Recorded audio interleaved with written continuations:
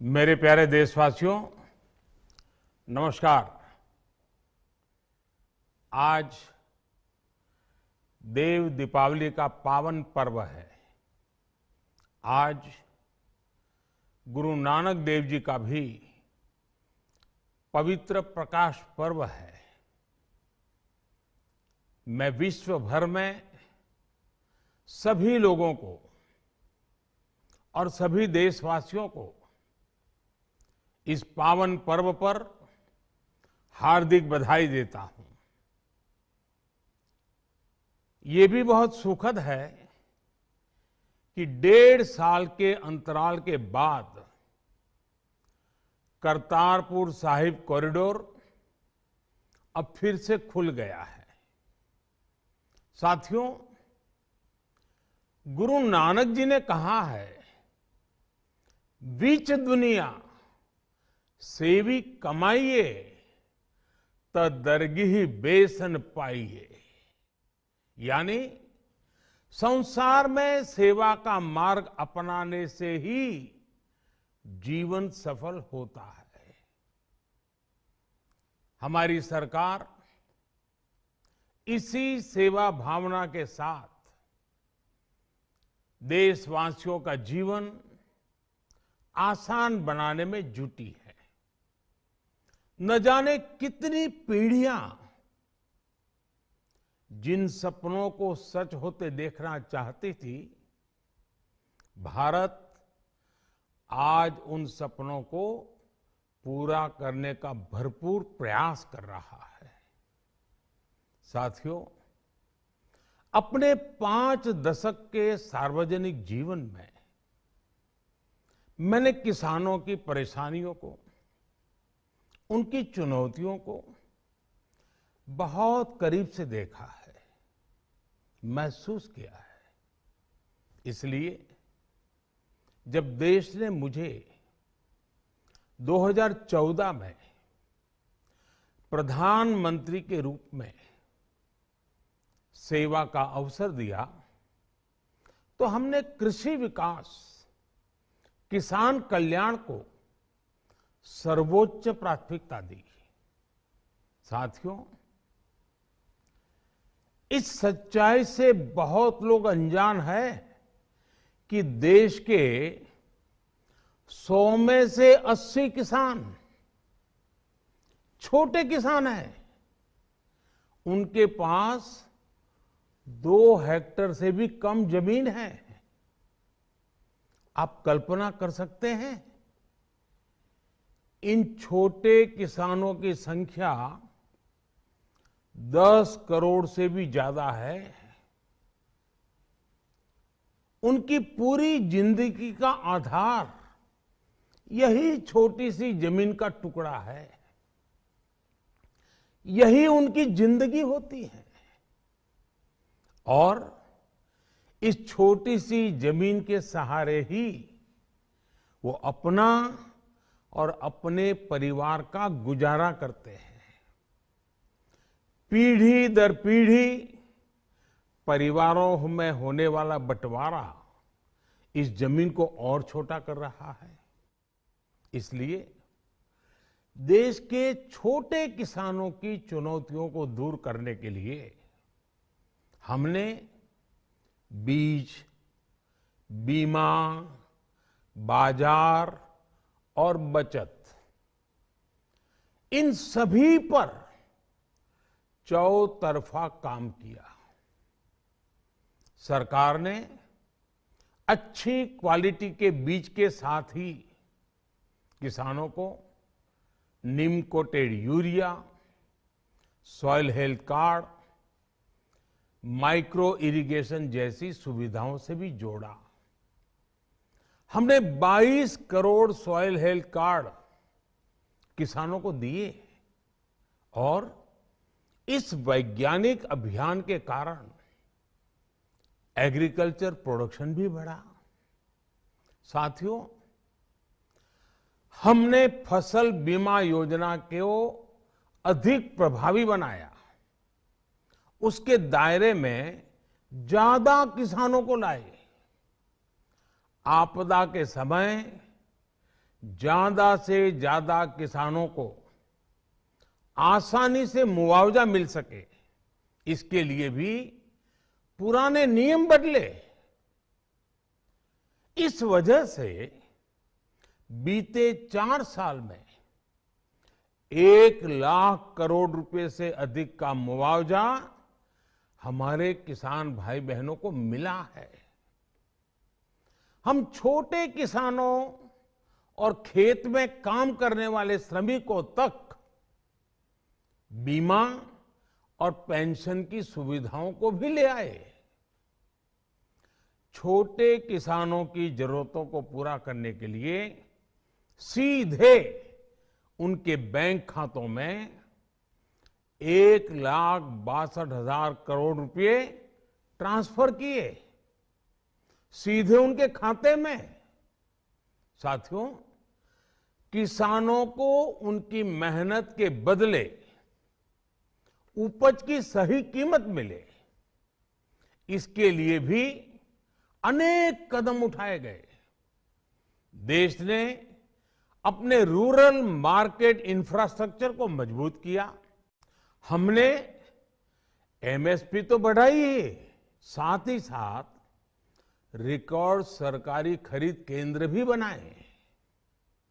हमारी सरकार द्वारा की गई उपज की खरीद ने पिछले कई दशकों के रिकॉर्ड तोड़ दिए हैं। देश की 1,000 से ज्यादा मंडियों को ई नाम योजना से जोड़कर हमने किसानों को कहीं पर भी अपनी उपज बेचने का एक प्लेटफॉर्म दिया। और इसके साथ ही देश भर की कृषि मंडियों के आधुनिकीकरण पर भी हमने करोड़ों रुपए खर्च किए। साथियों, आज केंद्र सरकार का कृषि बजट पहले के मुकाबले 5 गुना बढ़ गया है। हर वर्ष 1.25 लाख करोड़ रुपए से अधिक कृषि पर खर्च किए जा रहे हैं। 1 लाख करोड़ रुपए के एग्रीकल्चर इंफ्रास्ट्रक्चर फंड के माध्यम से गांव और खेत के नजदीक भंडारण, इसकी व्यवस्था, कृषि उपकरण जैसी अनेक सुविधाओं का विस्तार, ये सारी बातें तेजी से हो रही है। छोटे किसानों की ताकत बढ़ाने के लिए 10,000 एफपीओ किसान उत्पादक संगठन बनाने का अभियान भी जारी है। इस पर भी करीब 7,000 करोड़ रुपए खर्च किए जा रहे हैं। माइक्रो इरिगेशन फंड के आवंटन को भी 2 गुना करके 10,000 करोड़ रुपए कर दिया गया है। हमने क्रॉप लोन भी 2 गुना कर दिया, तो इस वर्ष 16 लाख करोड़ रुपए हो जाएगा। अब पशुपालकों को मछली पालन से जुड़े हमारे किसानों को भी किसान क्रेडिट कार्ड का लाभ मिलना शुरू हो गया है। यानी हमारी सरकार किसानों के हित में हर संभव कदम उठा रही है, लगातार एक के बाद एक नए कदम उठाती जा रही है। किसानों की आर्थिक स्थिति सुधरे, उनकी सामाजिक स्थिति मजबूत हो, इसके लिए पूरी ईमानदारी से काम कर रही है। साथियों, किसानों की स्थिति को सुधारने की इसी महाअभियान में देश में 3 कृषि कानून लाए गए थे। मकसद ये था कि देश के किसानों को, खासकर छोटे किसानों को और ताकत मिले, उन्हें अपनी उपज की सही कीमत और उपज बेचने के लिए ज्यादा से ज्यादा विकल्प मिले।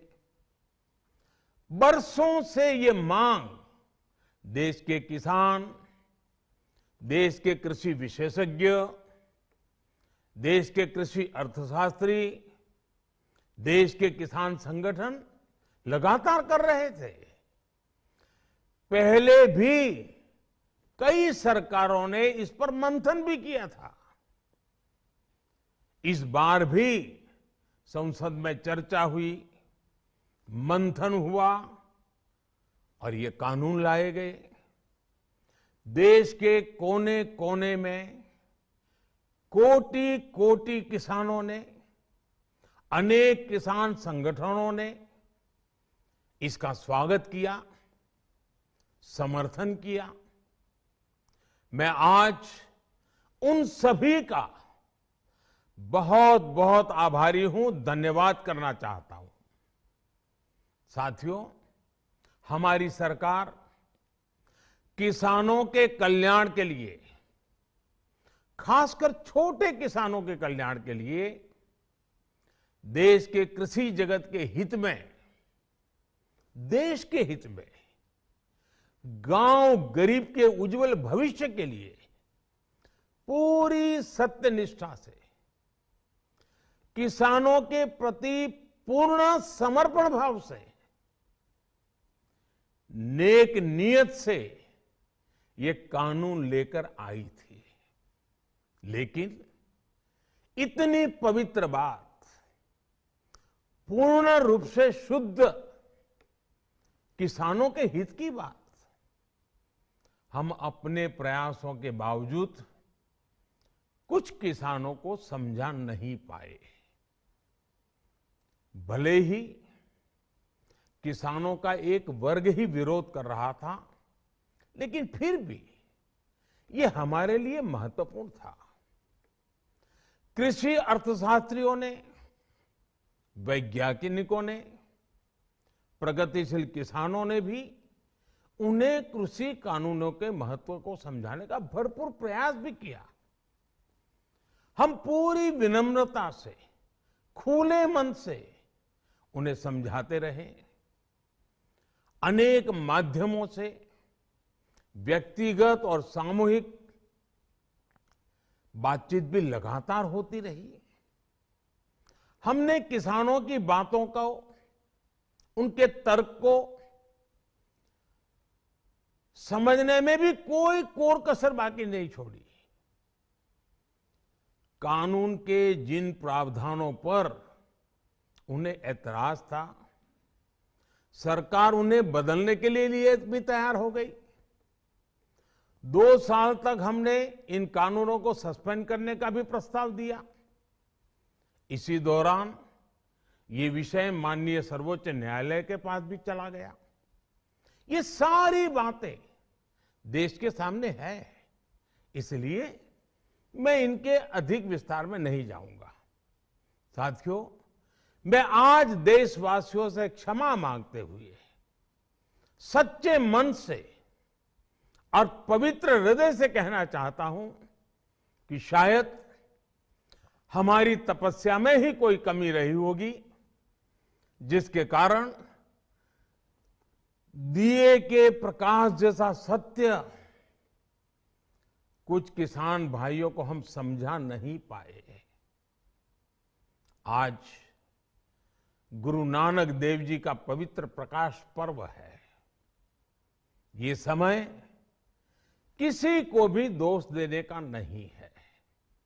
आज मैं आपको, पूरे देश को ये बताने आया हूं कि हमने 3 कृषि कानूनों को वापस लेने का, रिपील करने का निर्णय लिया है। इस महीने के अंत में शुरू होने जा रहे संसद सत्र में, इसी महीने में, हम 3 कृषि कानूनों को रिपील करने की संवैधानिक प्रक्रिया को पूरा कर देंगे। साथियों, मैं आज अपने सभी आंदोलनरत किसान साथियों से आग्रह कर रहा हूं, आज गुरु पर्व का पवित्र दिन है। अब आप अपने अपने घर लौटे, अपने खेत में लौटे, अपने परिवार के बीच लौटे। आइए एक नई शुरुआत करते हैं, नए सिरे से आगे बढ़ते हैं। साथियों, आज ही सरकार ने कृषि क्षेत्र से जुड़ा एक और अहम फैसला लिया है। जीरो बजट खेती यानी प्राकृतिक खेती को बढ़ावा देने के लिए देश की बदलती आवश्यकताओं को ध्यान में रखकर क्रॉप पैटर्न को वैज्ञानिक तरीके से बदलने के लिए एमएसपी को और अधिक प्रभावी और पारदर्शी बनाने के लिए ऐसे सभी विषयों पर भविष्य को ध्यान में रखते हुए निर्णय लेने के लिए एक कमेटी का गठन किया जाएगा। इस कमेटी में केंद्र सरकार, राज्य सरकारों के प्रतिनिधि होंगे, किसान होंगे, कृषि वैज्ञानिक होंगे, कृषि अर्थशास्त्री होंगे। साथियों, हमारी सरकार किसानों के हित में काम करती रही है और आगे भी करती रहेगी। मैं गुरु गोविंद सिंह जी की भावना में अपनी बात समाप्त करूंगा। देहि शिवावर मोहे इहे, शुभ कर्मन ते कबहू न टरो। हे देवी, मुझे ये वर दीजिए कि मैं शुभ कर्म करने से कभी पीछे ना हटूं। जो किया किसानों के लिए किया, जो कर रहा हूं देश के लिए कर रहा हूं। आप सभी के आशीर्वाद से मैंने मेहनत में पहले भी कोई कमी नहीं की थी। आज मैं आपको विश्वास दिलाता हूं कि अब और ज्यादा मेहनत करूंगा ताकि आपके सपने साकार हो सके, देश के सपने साकार हो सके। आपका बहुत बहुत धन्यवाद। नमस्कार।